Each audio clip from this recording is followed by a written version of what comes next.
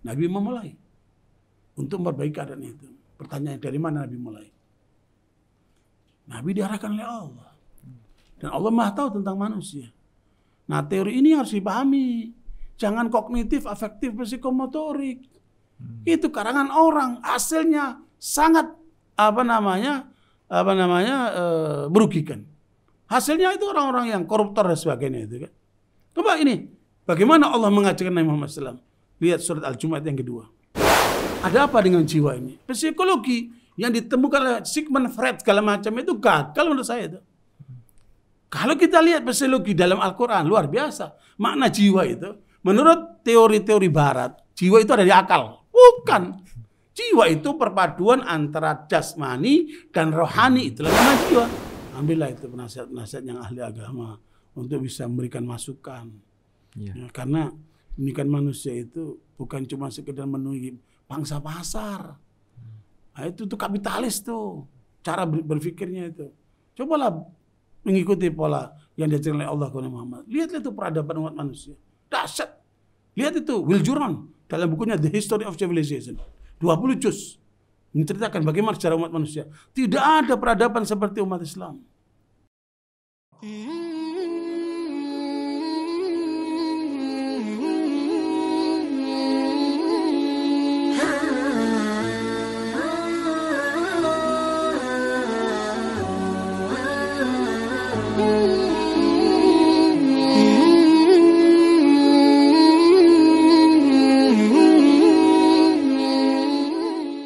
Makanya saya merenungi bagaimana Nabi Muhammad itu sendirian merubah Jazirah Arabia yang jahiliyah.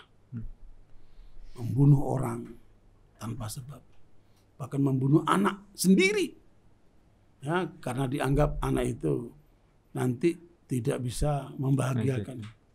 Ya, wa'adul banat, membunuh anak-anak perempuan tanpa dosa mereka itu.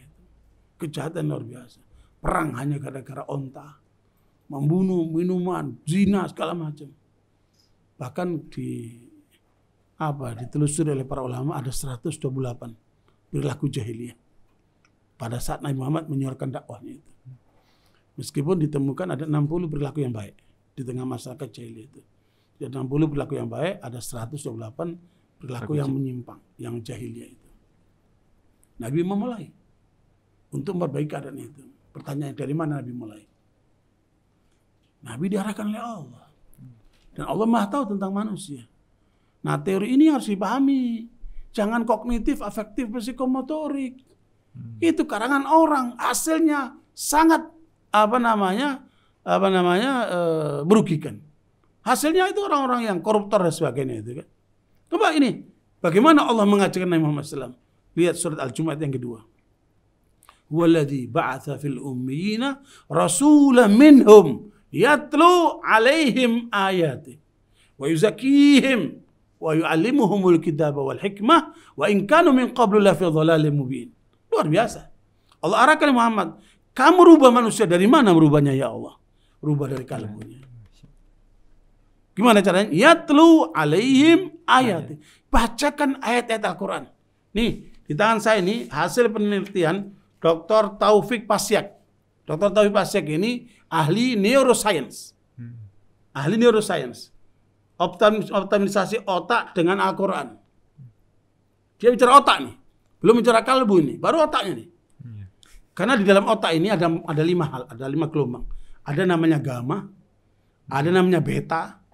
Ada namanya alfa. Ada namanya theta. Ada namanya delta. Di otak manusia ini. Dan itu akan menjadi tenang kalau dibacakan Al-Quran. Begitu kata penelitiannya Dr. Taufik Pasyak ini. Ini ilmiah ini. Sementara yang Allah ajarkan Muhammad, tembus kalbunya dulu. Bacakan ayat-ayat Allah. Luar biasa. Baru yang kedua apa? Wa yuzakkihim, mensucikan jiwa. Ada apa dengan jiwa ini? Psikologi yang ditemukan oleh Sigmund Freud segala macam itu gagal menurut saya itu. Kalau kita lihat psikologi dalam Al-Quran, luar biasa. Makna jiwa itu, menurut teori-teori barat, jiwa itu ada di akal. Bukan. Jiwa itu perpaduan antara jasmani dan rohani. Itulah nama jiwa. Yang Allah katakan dalam surat Asy-Syams ayat yang ke-7 sampai ayat yang ke-10. Wa nafsin wa ma sawwaha fa alhamaha fujuraha wa taqwaha qad aflaha man zakkaha wa qad khaba man dassaha. Dalam jiwa manusia itu diciptakan oleh Allah seutuhnya ada dua potensi, potensi baik dan potensi buruk. Telah beruntung orang yang mensucikan jiwanya itu sehingga yang muncul yang baik. Dan rugilah orang yang telah mengikuti jiwa yang buruknya sehingga jelas dia manusia yang buruk. Makanya ini harus kita pelajari. Dr. Ahmad Karzun di dalam disertasi doktornya tentang jiwa dalam tinjauan Islam dan ilmu pengetahuan luar biasa, 2 juz. Silakan dibaca itu. Ya, tentang perbandingan jiwa menurut Al-Qur'an, menurut Islam dan menurut pemikiran-pemikiran barat itu. Jauh. Makanya pertanyaannya, ini Menteri Pendidikan kita paham tentang arti manusia dalam tinjauan Islam, tentang masalah kalbunya, tentang masalah jiwanya. Baru yang ketiga masalah akal nih. Itu manusia intinya itu. Ada pada kalbu, ada pada jiwa, ada pada akal. Bukan pada fisiknya. Itu inti manusia. Yang kata Allah, wa yu'allimuhumul kitaba wal hikmah. Yang mengajarkan apa? Al-Quran dan apa? As-sunnah itu hikmah itu. Otak itu dipintarkan dengan ilmu yang datang dari Allah dulu. Jangan ilmunya manusia dulu. Isi manusia, otaknya apa, ilmunya Allah baru isi otaknya manusia. Benar itu. Sekarang banyak perguruan tinggi di UI di mana-mana membuka satu jalur bagi anak-anak mahasiswa lulus SMA yang hafal Quran, silakan ambil jurusan mana saja, diberikan gratis. Cakep tuh. Masya Allah. Nah itu akan membuka jalan dan dia yakin kalau anak-anak sudah hafal Quran berarti otaknya hebat itu. Nah, gini hafal, hebat otaknya itu kan. Luar biasa itu kan. 600 lembar lebih lah itu kan. Makanya karena itu disinilah pentingnya. Yang lucu ada salah satu pengalaman yang dialami oleh satu santren. Kedatangan salah satu seorang mantan menteri pendidikan. Saya nggak sebutkan orangnya. Ya. Dia datang ke pesantren itu. Kemudian dengan PD-nya si menteri ini bilang kepada santri di situ. Dan ini terjadi di pesantren Al-Amin Parinduan, Sumeneb. Nah, dan saya sudah konfirmasi sama pimpinan pesantren itu betul. Dia tanya, kamu udah berapa juz hafal Quran? Kata santri itu, alhamdulillah Pak, saya udah hafal 30 juz. Kata menteri ini, mantan menteri pendidikan ini, teruskan biar hafal semuanya. Berarti dia nggak tahu kalau Al-Quran 30 juz kan? Parah ini kan? Parah ini. Ya, makanya kalau menteri ini bukan ahlinya dalam bidang agama ini ada masalah. Kalau nggak ahlinya belajarlah. Ambillah itu penasihat-penasihat yang ahli agama untuk bisa memberikan masukan. Ya, karena ini kan manusia itu bukan cuma sekedar memenuhi pangsa pasar. Nah, itu tuh kapitalis tuh. Cara berpikirnya itu. Cobalah mengikuti pola yang diajarkan oleh Allah kepada Muhammad. Lihat itu peradaban umat manusia. Dahsyat. Lihat itu Will Durant dalam bukunya The History of Civilization. 20 juz. Menceritakan bagaimana secara umat manusia. Tidak ada peradaban seperti umat Islam. Luar biasa. Peradaban umat Islam itu. Ringkasnya nih, kemarin ada diskusi bagus sekali. Profesor dari Indonesia, profesor dari Malaysia, dan profesor dari Singapura. Tentang pemikiran Ibnu Khaldun. Ya, kalau saya boleh simpulkan dari apa yang disampaikan itu. Luar biasa. Peradaban umat manusia itu akan bagus. Pertama, adanya kerjasama satu sama lain. Ya, Muslim maupun non-Muslim, ayo kerjasama. Dalam hal yang positif, ayo kerjasama. Ya kan? Yang kedua, kuatkan keimanan. Keimanan ini menjadi bagian yang asasi. Karena di situ bangunan akan terbangun. Yang kedua, apa namanya? Yang ketiga itu the right man in the right place. Berikan sesuatu kepada orang yang kompeten, yang tepat itu. Gitu. Ini peradaban akan maju nih. Yang keempat, peradaban ilmu pengetahuan. Majukan itu kedokteran, majukan itu apa namanya ilmu-ilmu yang ada itu. Ya, itu akan membangun kesadaran luar biasa. Nah, yang kelima, fastabiqul khairat. Ya, bikin kompetisi. Bikin kompetisi. Ya, siapa yang maju dia akan menang. Bikin kompetisi. Siapa yang pintar dia akan mencapai. Lah, luar biasa. Nah, 5 ini kalau dibangun di atas peradaban kita, dahsyat Indonesia. Saya yakin akan muncul banyak di sini orang pintar. Cuman kadang-kadang nggak dapat kesempatan. Gitu. Jadi makanya nggak cukup cuma niat saya tapi harus ada kesempatan. Nah, karena itu barakallahu fikum, disinilah pentingnya untuk menyadari pola yang diajarkan oleh Rasulullah SAW, dan itu arahan Allah Taala luar biasa. Bangun kalbunya, kemudian bangun jiwanya, baru bangun apa? Otaknya itu. Meskipun dalam lagu Indonesia Raya, bangunlah jiwanya, bangunlah badannya. Kita husnudzon, bangunlah jiwanya sudah masuk dalam kategori membangun apa? Rohaninya itu. Nah, karena itu barakallahu fikum, ini hal yang paling dasar di dalam pendidikan. Kalau itu dipahami, insya Allah kita bisa membawa manusia ini menjadi manusia yang hebat. Saya sudah menulis buku. Judulnya Muslim from Zero to Hero. Bagaimana menyiapkan orang Muslim dari mulai lahir sampai jadi anak hebat, Muslim hebat. Nah, sedang diproses di penerbit, mudah-mudahan segera terbit sehingga bisa dibaca oleh para pemirsa kita, dan itu sebagai sumbangsi pemikiran, mudah-mudahan itu bisa mencerahkan dan memberikan wawasan serta membuka jalan buat pendidikan ke depan. Saya kira itu. Barakallahu. Menanggapi pernyataan Ustadz, sebenarnya yang jadi pertanyaan saya kenapa tadi saya mengungkapkan seperti itu adalah pertanyaan ini, Ustadz. Seberapa besar kita bisa berkontribusi memperjuangkan pendidikan agama Islam dengan frasa agama itu, Ustadz? Ya, sebenarnya seperti tadi yang saya sebutkan, kalau manusia kita ini sadar bahwa agama itu paling esensial dalam hidup karena itu menentukan arah, maka otomatis akan mendapatkan perhatian, dan itu sudah ditetapkan di undang-undang kita. Undang-undang pendidikan kita itu sudah menetapkan di pasal 33. Ya. Undang Dasar pasal 33 itu juga undang-undang Sikdiknas, ya. Kemudian juga yang lainnya itu sebenarnya sudah mengarahkan ke sana. Ya, melahirkan warga Indonesia yang beriman, bertakwa dan berakhlak mulia. Kemudian tentunya kalau itu menjadi dasar utama, maka bangunan-bangunan kepribadian seorang Indonesia itu otomatis akan terbangun di atas fondasi yang benar.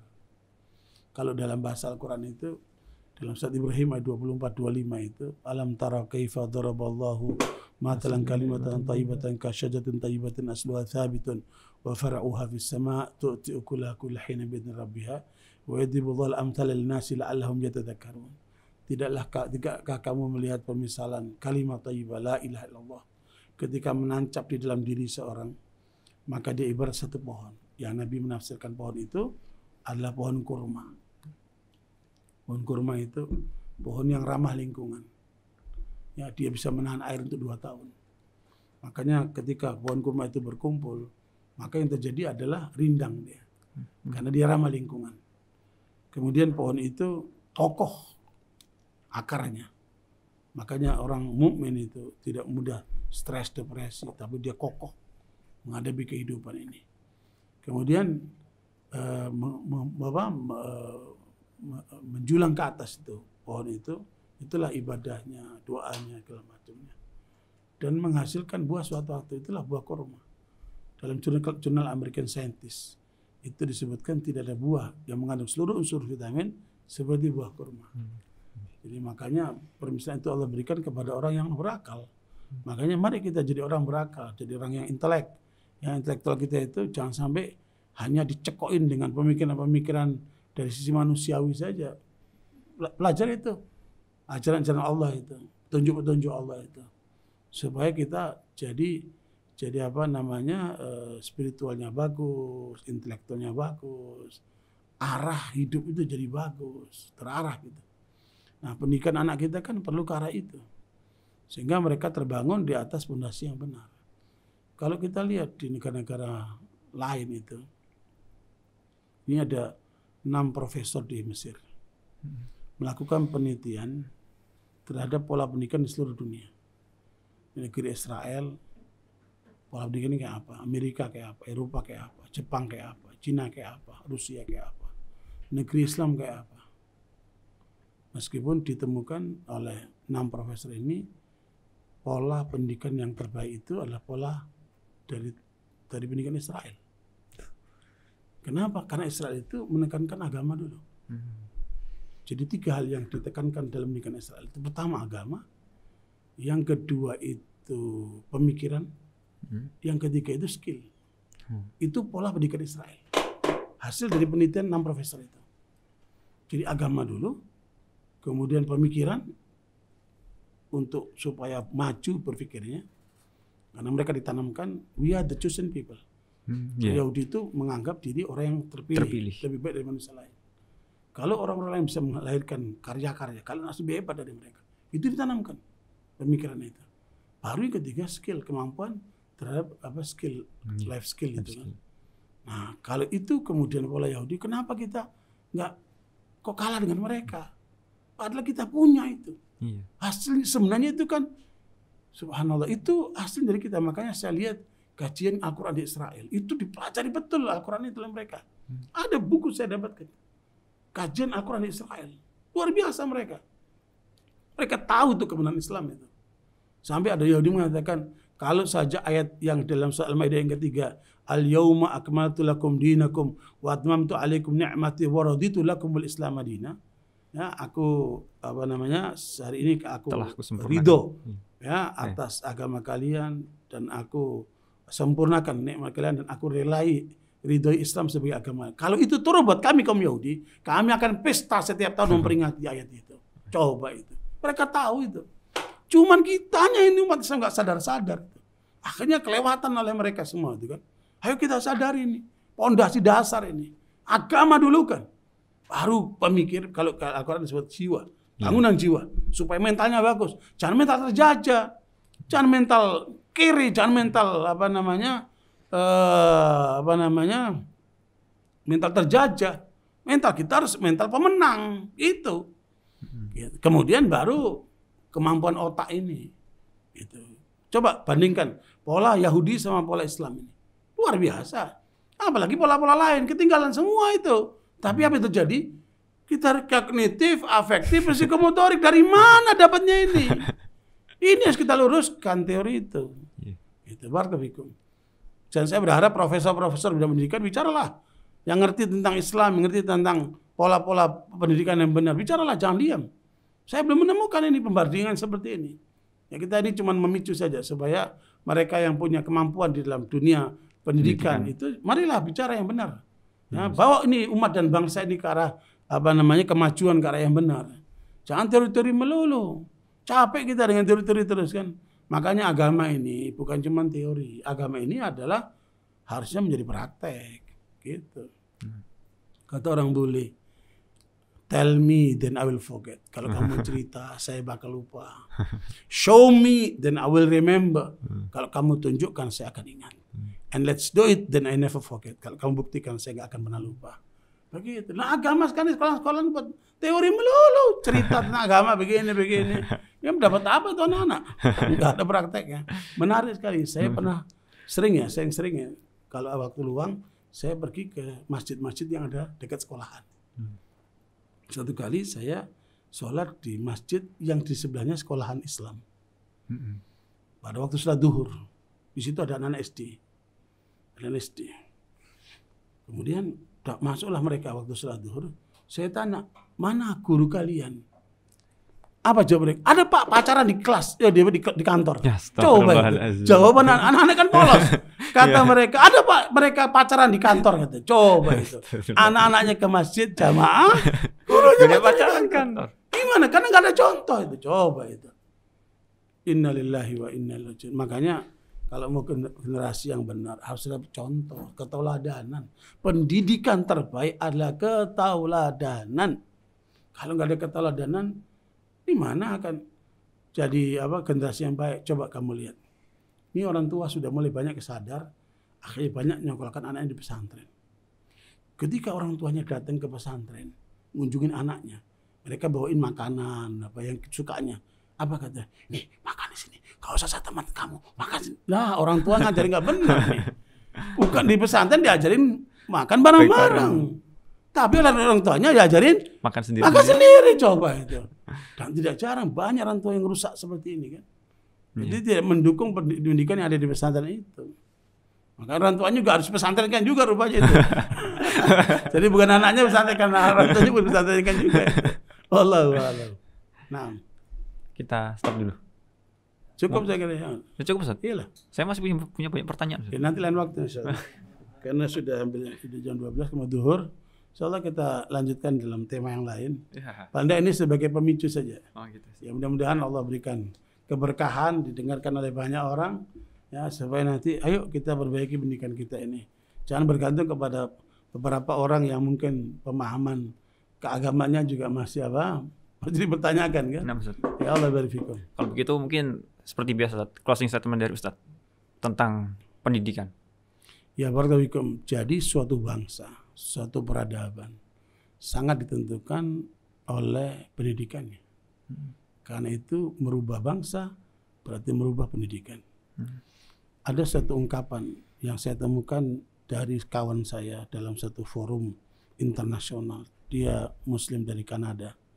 Dia mengatakan di antara upaya musuh-musuh Islam merusak bangsa Islam itu dengan 3 cara.